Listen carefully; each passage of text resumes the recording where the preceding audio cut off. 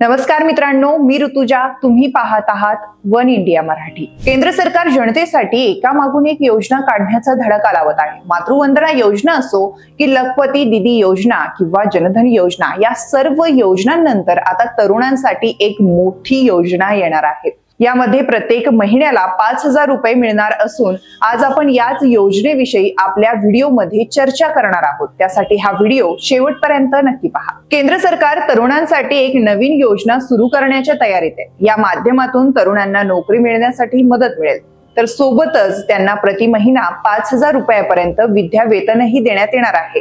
केंद्र सरकारने नुकत्याच झालेल्या अर्थसंकल्पात याविषयीची घोषणा केली आहे. त्यासाठी मार्गदर्शक सूचना लवकरच जारी करण्यात येणार आहे.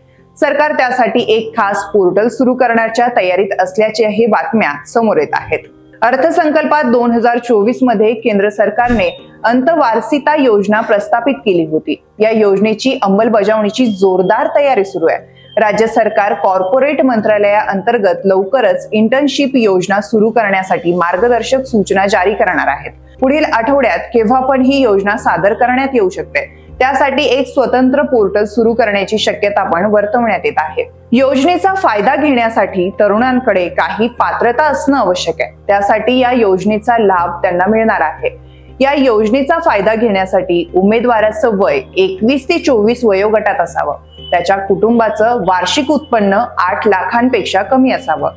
नियमित पदवी शिक्षण घेणाऱ्या उमेदवारांना इंटर्नशिपचा फायदा मिळणार आहे. त्यांना ऑनलाईन कोर्स किंवा व्हॅकेशन ट्रेनिंग मध्ये सहभागी होता येणार आहे.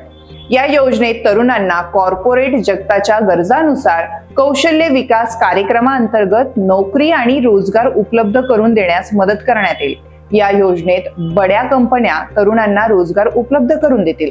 कंपन्या या तरुणांना प्रशिक्षण देतील आणि योग्य तरुणांना गुणवत्तेनुसार नोकरी देतील. या तरुणांना विद्या वेतन पण देण्यात येईल. त्यांना दरमहा 5,000 रुपये वेतन देण्यात येणार आहे. हा पैसा त्यांना CSR फंडातून देण्यात येणार आहे. तर 4,500 रुपये सरकार देणार आहे.